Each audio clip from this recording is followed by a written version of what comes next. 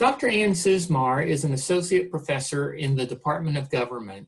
She first started teaching at EKU in 2011. She teaches a variety of courses, including Introduction to American Government, the American Presidency, the U.S. Congress, Campaigns and Elections, and Political Science Research Methods, among others. Recently, Dr. Cizmar also assumed the role of Program Coordinator for EKU's Master of Public Administration program.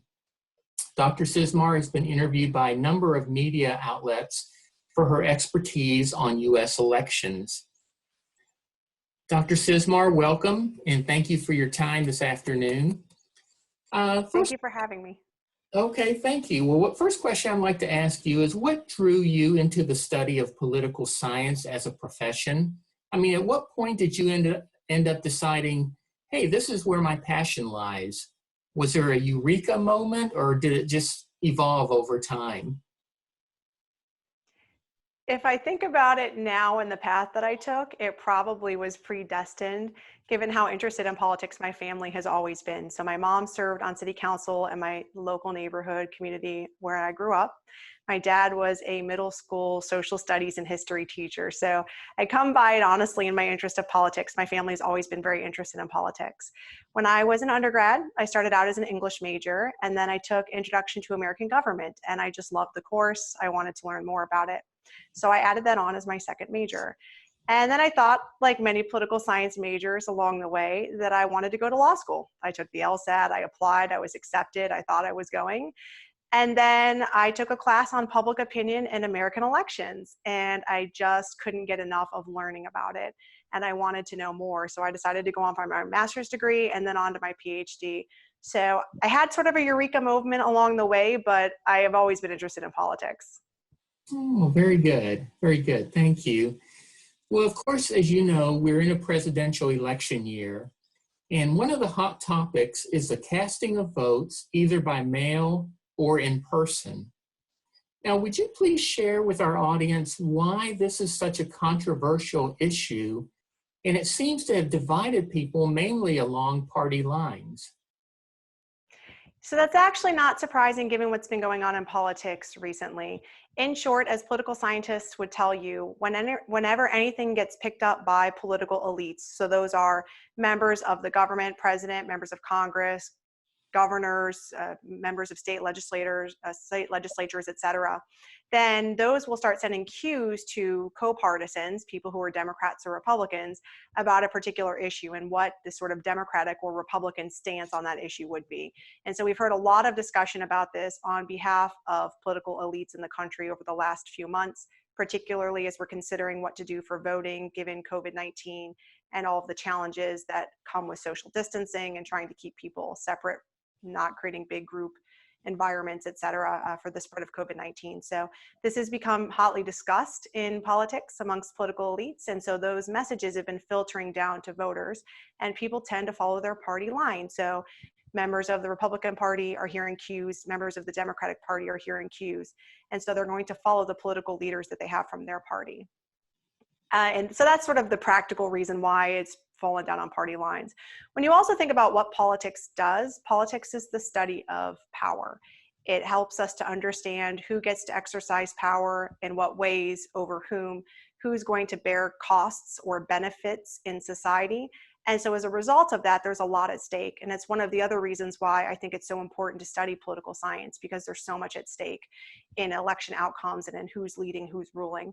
And as a result of that, because there's so much at stake, we also see that this will be a very hot button topic, because who controls politics, who controls government, is essentially an outcome of how the election might be run or who's voting in particular elections. And so that's why you see this as such a flashpoint.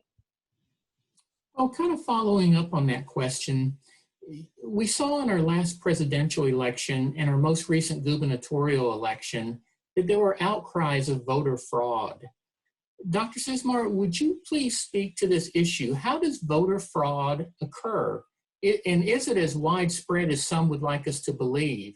And does Kentucky have safeguards in place to prevent it from actually occurring? So we do have safeguards. I'll start with the end piece first. We do have safeguards in Kentucky to protect us against voter fraud.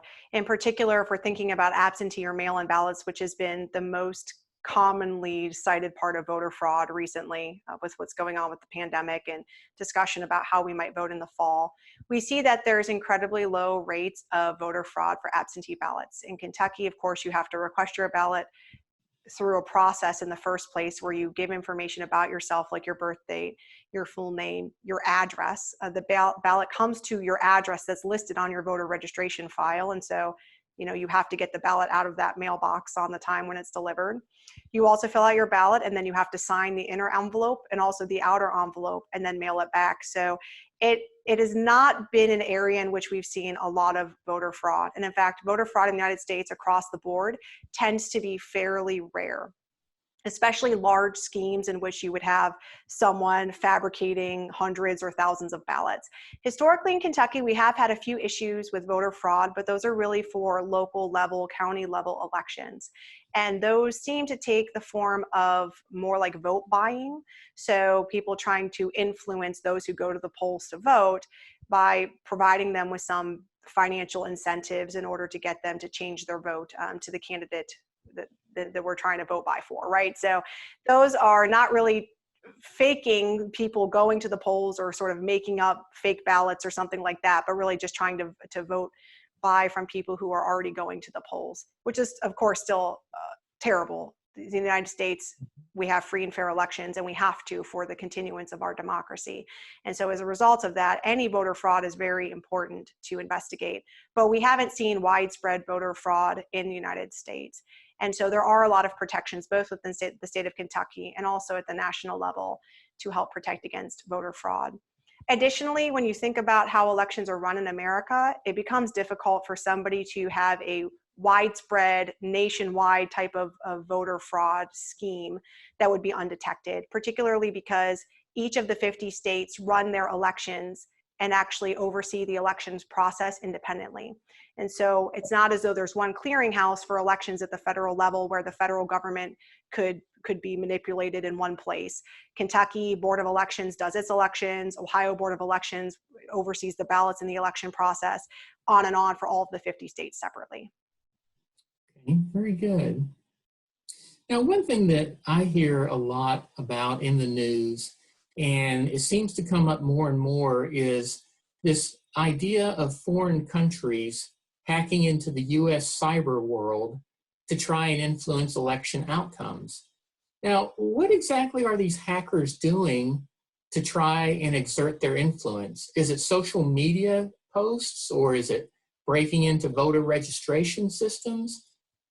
What are they doing when we hear about these hacking incidences?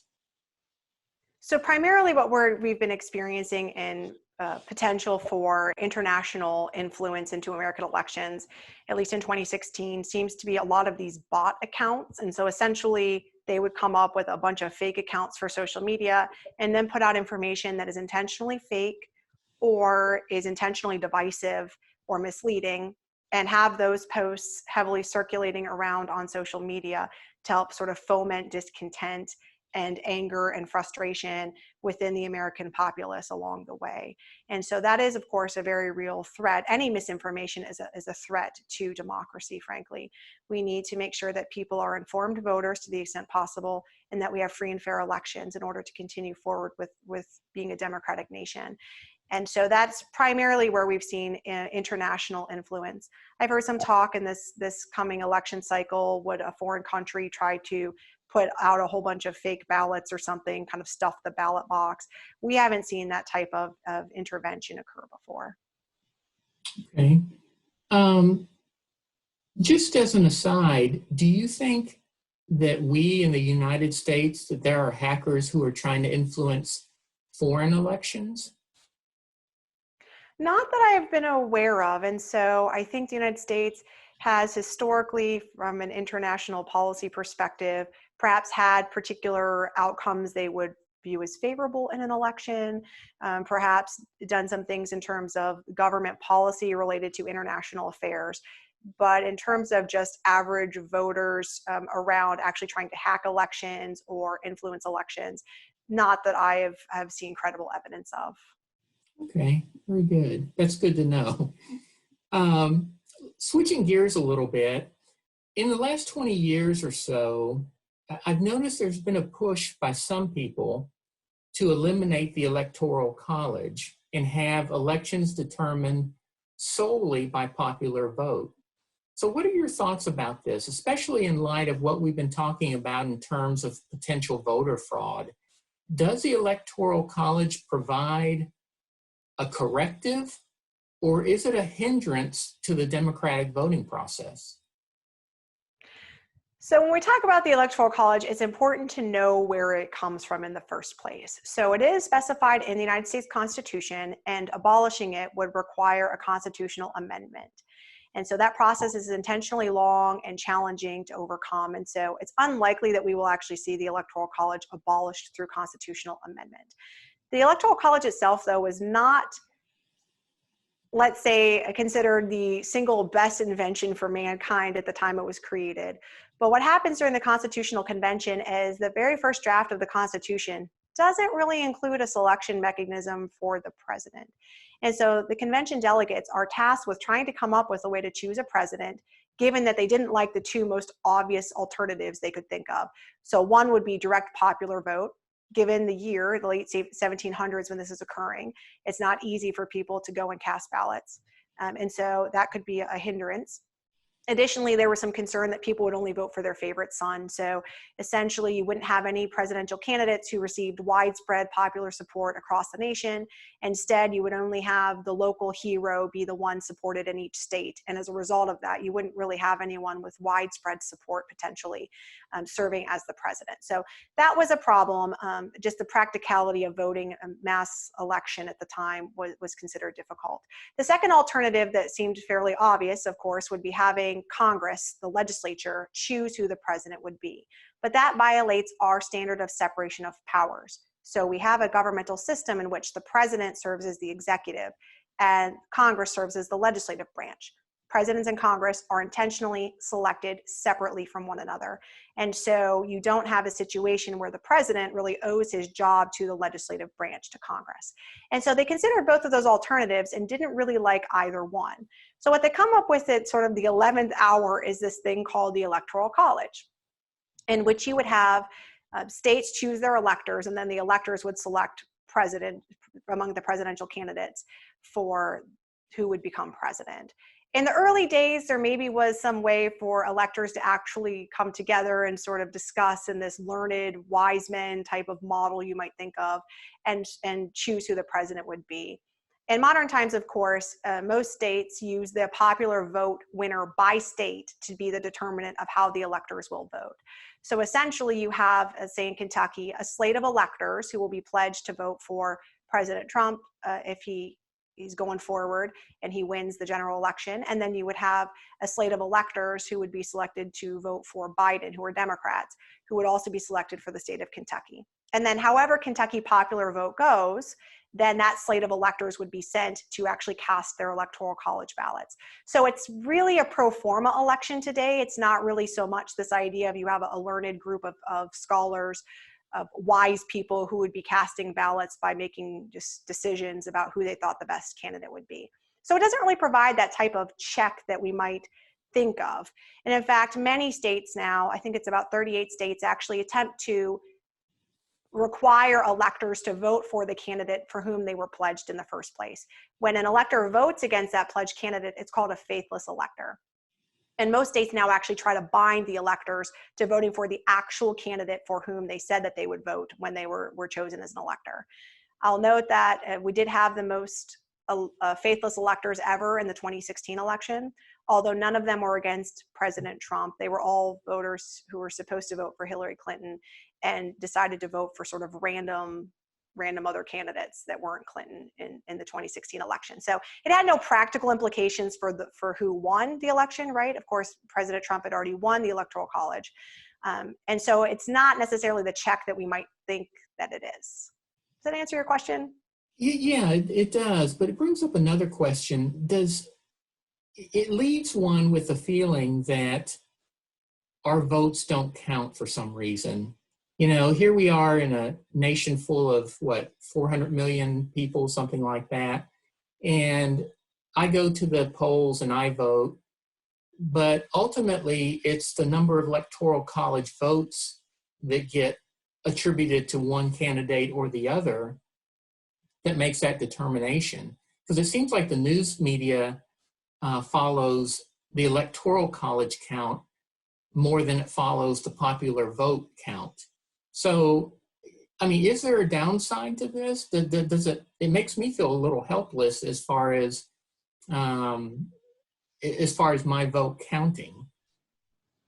So it can be incredibly frustrating for voters, particularly if you, let's say you were a red voter in a blue state or a blue voter in a red state, because realistically for the presidential election, your vote is not going to sway, a state which is clearly against your partisanship. And so the electoral college votes in your state will definitely go to the opposing candidate. So that's definitely a downside, particularly as we get on to the year 2020 and people are pushing for more access to government, for government to be more responsive. The electoral college perhaps is a hindrance to that. And so there are some talks that perhaps it's undemocratic, it's really thwarting the public will to still have the electoral college in place. One, I don't know, benefit, let's say, of the electoral college is if we have widespread issues with voter returns, so some states don't have enough polling locations that are open, or they have problems counting ballots and whatnot, we don't actually need to be certain every single ballot and every single vote that was cast, which is bad to your point, right? If you're that voter, you're very sad about your ballot not being counted. On the other side, though, it makes it manageable as well to run the election. So we only need to be certain how a majority of votes came out in Kentucky in order to cast those electoral college votes over to the winning candidate. We don't actually need to be sure how every single ballot came out. In an ideal world, we would be able to be sure how every single ballot came out, but voter suppression and various laws designed to help demobilize voters, of course, are an important problem. And so it makes that all the worse, let's say. And so I think, there are people who argue on both sides. My biggest concern about the Electoral College and whether it maybe should be eliminated becomes a situation of, does it always reward the same party? And so if the Electoral College and popular vote split could break for either party, so Democrats could win the popular vote, the Republicans win the Electoral College, or Republicans could win the the popular vote, but Democrats could somehow win the Electoral College. It could split either way, just giving the election forecast, then it's probably less of a concern. If it's going to systematically, however, always come out in the situation where one party is winning the popular vote and the other party is winning the Electoral College and therefore winning the election, then that becomes a bigger concern for democracy, for public unrest, for public faith in elections, which are all really critical underpinnings of our political system. Okay. A few years ago in the Bush-Gore campaigns, as you remember, the whole thing was was Florida and the hanging chads from the Yes. vote forms. Why was all that such a big deal if what we're looking for was the majority? Were they trying to determine the majority of votes in that particular state at that time? They were. And so we literally came down to a few thousand votes in a few particular counties of Florida to determine who would be the winner of the presidential election, because neither candidate at that time, Bush or Gore, neither one of them could win the Electoral College necessary votes in order to be certified as president without the Electoral College votes of Florida. And so it came down to those couple of counties, couple thousand votes in that state to determine who would actually be the president of the United States. And if you remember back to 2000, I know some folks will not remember that amongst our college student population now, but you saw the videos in which they were going through and they're scrutinizing each one of the ballots to try to determine, does it look like this person had actually tried to punch through their ballot? And then the Chad was hanging, which means that little perforated circle on that's supposed to pop through was kind of like left partially attached or not. And so you saw video of just people looking and scrutinizing the ballots, trying to determine which ballots were intended to be votes and which ones weren't, et cetera. Of course, what happens in that case is the Supreme Court gets involved and says that the Constitution says the Electoral has to be certified by a particular date in the Constitution. And so the recount had to end. They couldn't actually go through with recounting all the ballots because there wasn't time, which is one of the concerns about the mail-in votes this time around, is that even in the primary elections where we had a higher number of mail-in ballots across several states, it took a long time to count some of those ballots. And that was in a primary election where turnout is much, much lower than in the general election. So the practicality of the mail-in ballots may become problematic if states haven't prepared themselves for it in advance, because they may not have time to actually open and count all of those ballots by the necessary deadline to certify their results. Okay, very good. Thank you. That helps explain a lot that I've been wondering about, so thank you. Given the turmoil of 2020, with the worldwide pandemic, the social unrest here in the United States, the fluctuating economy, our interactions with other world powers such as China, what do you see as being the hot button topic for this year's presidential election, and why? It's really interesting because we are in an unprecedented election, one like I have never seen in my lifetime, and one like has never occurred. And so it's really hard right now to make predictions about what the electorate is thinking and what's going to happen. And so I feel very unconfident that in a way that I wouldn't normally, sort of about what voters are thinking and what might actually happen in this election outcome, because it is so unprecedented. I would say that COVID is really at the top of people's minds. As we've mentioned, though, certain things have become very partisan. So the mask requirements, for example, the types of treatments that might be offered to people, whether things should be closed or open, these have all become highly politicized events. And so the COVID piece itself, I think, is largely filtered down now through the parties already, so that people who are likely to be Biden voters know what they think about masks and treatments and open and closing of things. And people who are likely to be Trump voters know what they think about those issues as well. And so COVID in some ways, I think, has already filtered itself through in terms of the parties. More interesting, though, is actually the economic piece of this. So the economic collapse that we've been experiencing is largely due to the pandemic. Prior to that, the economy was actually very strong by a number of markers: unemployment, the stock market, et cetera. And so it's weird because normally a president is always punished for a bad economy, and it would be unthinkable that a president overseeing this type of economic devastation could possibly be considered for re-election. The issue is it's not due to anything about the economy itself. It was precipitated, it was set off in motion by the pandemic. And so I'm not sure how that will play to voters. Normally we would think of this type of unemployment and these types of job losses, the type of rising grocery prices and whatnot, as being really bad for the incumbent president. But I'm not sure how that plays out, given that so much of it seems to have started with the pandemic.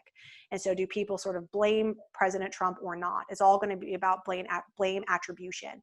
Do they think that this is something that was out of his control, or do they think that President Trump was to blame for the continuation of the pandemic or how things have occurred? And so blame attribution will be a key piece of this. And I just can't guess in this case, because again, it wasn't an economy failure itself, it was precipitated by the pandemic. The other thing you mentioned is really interesting is social unrest, particularly related to Black Lives Matter and the protest movement. President Trump, as you would expect in recent weeks, I think has really been trying to play up sort of the law and order component of it to try and woo back core voters to his candidacy. And so you would think about voters, maybe white suburban voters, perhaps being motivated to vote for him despite COVID-19 or despite the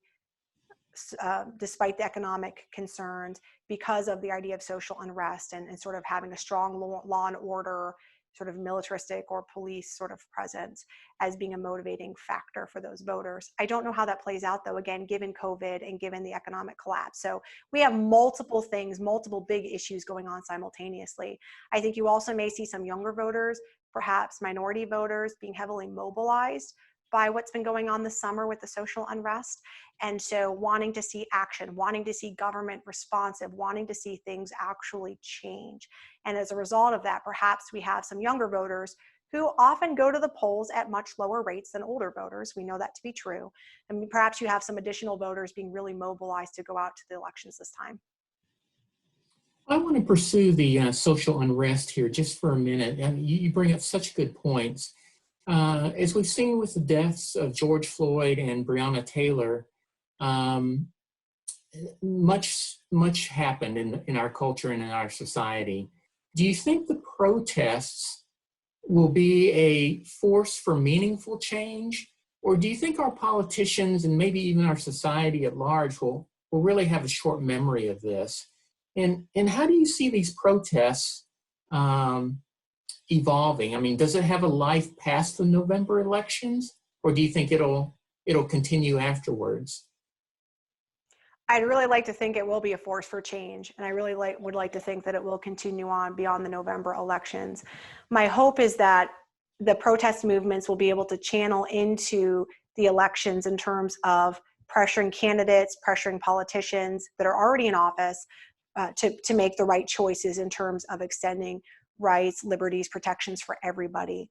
And then additionally, I'm hoping that it will also generate some newer faces in politics, folks who come from the protest movement and perhaps go on to run for office themselves. So both in the protest movement and then go on to actually serve in government, serve in different leadership roles or positions as well as we go forward. When you think about John Lewis, who just passed away, for example, he started out as a protester during the civil rights movement, and he had a storied career in government, serving and helping people all around the nation. So I'd like to think that the protests will both have an impact on elections in 2020 and what government officials focus on, what they think is important, what types of policies they're working to promote. Additionally, also seeing those protesters come in to become habitual voters or even running for office themselves for different positions going forward in the coming years. Okay, very good. I hope things will change as well, or bring about change. I want to shift gears one more time to something that I think is near and dear to your heart, and that's the EKU online political science and MPA programs. Um, what can a prospective student expect when he or she enters either program, or if you want to speak to one in particular? I mean, what does one do with a degree after graduation? Great. So I'll talk about both of them for a few moments, but I would obviously encourage anyone who's interested in the program can directly reach out to me, can directly reach out to our department or to eCampus for the online programs as well. So folks who come into political science are often interested in going to law school. Additionally, we have a number of our former students who work in business, who work for state or local government, who work in federal government, who work for nonprofit organizations that would serve like Wounded Warrior Project or working at different organizations that would help in Appalachia, et cetera. We also have a number of people who are going on to graduate programs, including the Master of Public Administration degree. The Master of Public Administration degree at EKU is one that is focused heavily on community development, state and local government, also federal government positions. And we've added now a new nonprofit track and concentration as well. And so again, training the leaders of tomorrow who want to work in nonprofit organizations and really serving the communities that they come from and serving the world as a whole. And so these are wonderful programs, and people can go into any number of different areas with their degrees. But again, the traditional tracks are folks who are interested in working perhaps law school, state and local governments, federal government, nonprofit organizations, and those types of areas. Okay, very good. And I'll also note we have fabulous faculty, so students can also expect a wonderful experience with our faculty and a great experience in their classes. You know, we have our Quality Matters reviewed programs for the fully online MPA program and also the fully online eCampus undergraduate political science degree. And of course, we also have the traditional face-to-face undergraduate political science degree as well. And we'd love to see all of the students coming and joining us. So we have a great program. You do have an excellent program, and you do have some outstanding faculty, of which you are one of them. And I just appreciate your time so much. Do you have any last words? I've run out of, I could sit here actually and talk to you for hours because this is all fascinating to me. But is there any last things you want to say either about the election or about anything we've talked about today? I could also go on and on, as my students know, about elections and presidents and Congress and all of those topics. And I hope I'll get a chance to do so with some of the viewers who come and take our classes. But the last thing I would want to say to you all is go and vote. I'm not telling you who to vote for. I'm just telling you to do it. Particularly younger voters have been staying away from the polls. They have not been going and voting. And it is so critical to have your voice heard and your voice counted, because realistically, politicians listen to people who they know are going to vote in elections. They know in those cases they can't afford to vote against those people. And so I just encourage everyone to go out and exercise your right to vote come the November election. A very wise word to end this program today. Thank you, Dr. Cizmar. I appreciate your time very much. Absolutely. Thank you.